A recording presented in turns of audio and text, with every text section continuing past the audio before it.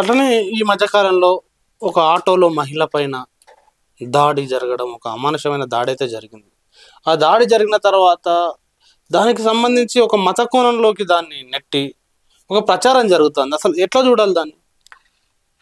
ఇప్పుడు ఇక్కడ ఒకటే ముఖ్యమైనటువంటి విషయం, ఆ ఘటన జరిగినటువంటి ప్రాంతంలో ఆటో డ్రైవర్ అత్యాచారానికి పాల్పడ్డాడు, దౌర్జన్యం చేశాడు, దాడి చేసి కొట్టాడు అని చెప్పేసి అన్న తర్వాత ఆటో డ్రైవర్ ని ఇప్పటికే అరెస్ట్ చేశారు, జైల్లో ఉన్నాడు. అరెస్ట్ చేసి జైల్లో ఉన్నటువంటి వ్యక్తి దాడి చేసినట్టుగానే పోలీసులు కేసు పెట్టారు. ఇప్పటి వరకు అత్యాచారం చేశారని చెప్పేటువంటి నిర్ధారణకు రాలేదు పోలీసులు.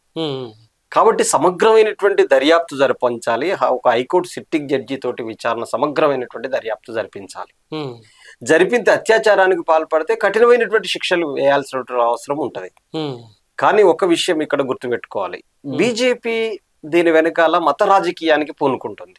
ఇక్కడ మతం అంటే ఇప్పుడు నిందితుడు ఏ మతం నిందితుడు శిక్షించాలి, 100% శిక్షించాలి. ఏ కులమైనా ఏ మతమైనా శిక్షించడానికి చట్టానికి మతం కులం అడ్డు రాదు. చట్టం ముందు అందరూ సమానులని భారత రాజ్యాంగం చెబుతున్నది. మరి ఇప్పుడు మతం ఎందుకు వచ్చింది ఇన్సిడెంట్ లో? అదే, ఇక్కడ ఆదివాసీ మహిళ అంటే హిందూ మహిళ కాబట్టి, ఆ చంపినటువంటి వాడు ముస్లిం కాబట్టి ఆ ముస్లిం వారిని శిక్షించాలనేటువంటి పేరు మీద మత కలహాలని, మత విద్వేషాలని, విధ్వంసాలని సృష్టించే పని బీజేపీ చేస్తుంది. ఇప్పుడు రాష్ట్రంలో మాకు ప్రత్యక్ష అనుభవం.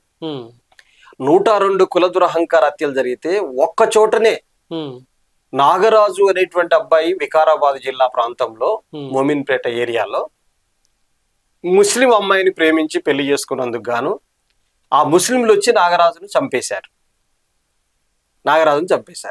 ఈ నాగరాజును చంపినందుకు గాను అప్పుడు మాత్రమే స్పందించారు. ఆ రోజు బండి సంజయ్ గారు కానీ బీజేపీ నేతలందరూ వచ్చి స్పందించారు. కానీ రాష్ట్రంలో కుల దురహంకార ఒక 102 కుల దురహంకార హత్యలు జరిగితే ఒక్క హత్య దగ్గరనే మత హత్య దగ్గరికి వచ్చారు. హిందువుల్లో ఉన్న రెడ్డి తుమ్మల శ్రీనివాస్ రెడ్డి ఇక్కడ ఉన్నటువంటి అంబోజీ నరేష్ ను చంపేస్తే చంపబడ్డటువంటి బాధితుడు హిందువే, అంటే యువకుడు హిందువే, చంపినటువంటి వ్యక్తి హిందువే. అప్పుడెందుకు బీజేపీ స్పందించలేదు? పెరుమాన్ల ప్రణయ్ని హత్య చేశాడు మారుతిరావు, హిందువే, ఎందుకు స్పందించలేదు బీజేపీ? స్పందించినట్టు కదా మారుతిరావుకి అనుకూలంగా.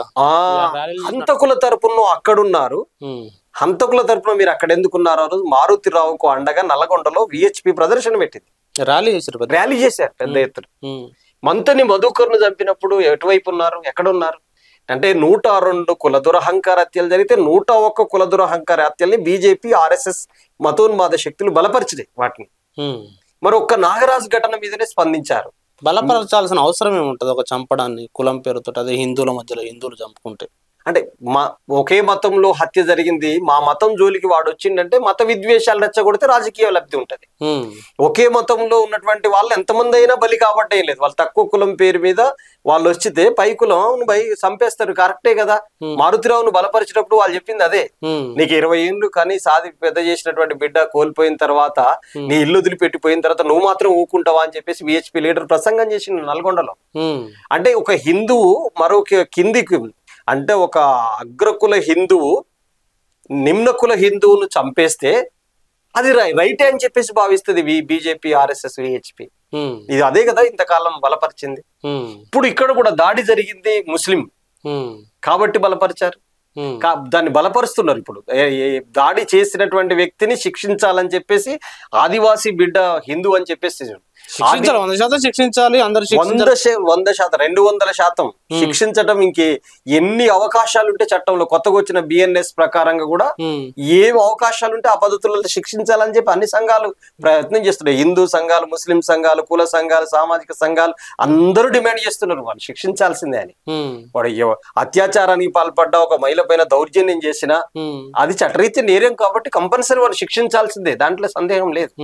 కానీ దానికి మత రంగు పులమటం దేనికి అనేటువంటిది చాలా కీలకమైంది. ఇప్పుడు ఉత్తర తెలంగాణలో వాళ్ళు కొన్ని ఎంపీలు గెలిచారు, ఆదిలాబాద్ లో ఎమ్మెల్యే గెలిచారు, ఇవన్నీ ఉన్నాయి. కాబట్టి ఈ నేపథ్యం నుంచి రాజకీయంగా ఈ ఘటనని తమ రాజకీయ లబ్ధికి ఉపయోగపెట్టుకోవాలనేటువంటి దురుద్దేశంతో వాళ్ళు ప్రయత్నం చేస్తున్నారు.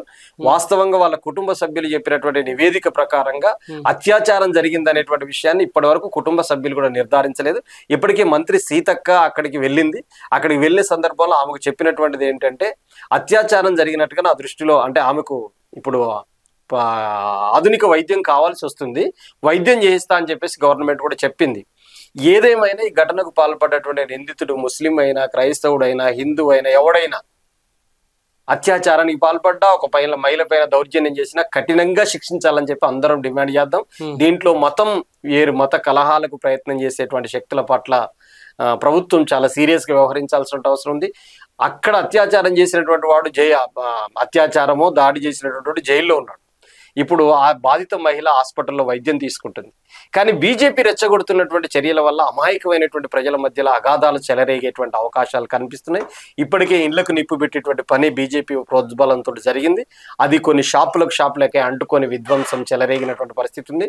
మరిన్ని దాడులు జరిగేటువంటి అవకాశానికి బీజేపీ ఇట్లాంటి కుట్రపూరితమైనటువంటి వైఖరికి పాల్పడుతుంది. వీళ్ళు చేశారుగా అని చెప్పేసి అసదుద్దీన్ ఓవైసీ కూడా స్పందిస్తున్నాడు. ఇది వాళ్ళిద్దరి మధ్యలో లోపల అండర్స్టాండింగ్ ఉంటుంది. అమాయక పేదల్ని బలి చేసుకునేది హిందువుల్లో ఉన్న పేదవాళ్ళు, ముస్లింల్లో ఉన్నటువంటి పేదవాళ్ళు. ఉదాహరణకి ఆదివాసీలు మేము హిందువులం అని చెప్పేసి రాగలిగిన, ముస్లింలో ఉన్నటువంటి పేదవాళ్ళు రాగలిగిన, తన్నుకు చచ్చేటువంటి వాళ్ళు పేదలైనటువంటి హిందువులు, పేదలైనటువంటి ముస్లింలు బలవుతారు. కానీ వాళ్ళ రాజకీయ లబ్ధి ఏంటిది? హిందూ పోలరైజేషన్ నా వెనకాల జరగాల, ముస్లిం పోలరైజేషన్ నీ వెనకాల జరగాలనేటువంటిది వాళ్ళ ఇంటర్నల్ అండర్స్టాండింగ్. అది వాళ్ళ మధ్యలో ఇంటర్నల్ అండర్స్టాండింగ్ ను ఎక్స్టర్నల్ గా అమాయకులైనటువంటి పేద ప్రజల్ని బలి తీసుకునేటువంటి కుట్రలు కుతంత్రాలకి ఇద్దరు కలిసి ఒడిగడుతున్నారు. కాబట్టి రెండు మతోన్మాద శక్తులు దీంట్లో రాజకీయ జోక్యం చేస్తున్నాయి. ఒకవైపున బీజేపీ, మరొక వైపున ఎంఐఎం కూడా దీంట్లో చిచ్చుపెట్టేటువంటి ప్రయత్నం చేస్తుంది. ఇప్పటికే బండి సంజయ్ లాంటి వాళ్ళు, రాజా సింగ్ లాంటి వాళ్ళు, చీకోటి ప్రవీణ్ లాంటి వాళ్ళు విద్వేషాలని రెచ్చగొట్టేటువంటి ప్రసంగాలు చేస్తా ఉన్నారు. ఆ ప్రసంగాల పట్ల కూడా వాటన్నిటిని కూడా అంటే పోలీసులు సుమోటోగా తీసుకోవాలి. అట్లాంటి ప్రసంగాన్ని అదే అసదుద్దీన్ ఓవైసీ చేస్తున్నాడు. ఆయన ప్రసంగాన్ని కానీ వీళ్ళ ప్రసంగాన్ని తీసుకోవాల్సిన అవసరం ఉంది. ఈ తెలంగాణ అనేటువంటిది ఒక శాంతి రాష్ట్రం అనేటువంటిది, శాంతి కాముక రాష్ట్రం. ఇది ఇలాంటి శాంతి భద్రతల్ని రెచ్చగొట్టి మత కలహాలు సృష్టించి తమ రాజకీయ పబ్బం గడుపుకోవాలని చూస్తున్నారు. కాబట్టి ఘటనకు పాల్పడినటువంటి నిందితుడిని కఠినంగా శిక్షించాలనేంత వరకు ఎవరికి అభ్యంతరం ఉండకూడదు. అది హిందూ అయినా, ముస్లిం అయినా, క్రైస్తవుడైనా, బీజేపీ అయినా, ఎంఐఎం అయినా, కమ్యూనిస్ట్ అయినా, కాంగ్రెస్ అయినా, ఎవరైనా ఖచ్చితంగా దాని మీద యుద్ధం ప్రకటించాల్సిందే, నిందితుడికి శిక్ష వేయాల్సిందే అనేటువంటిది చెప్పదలసింది.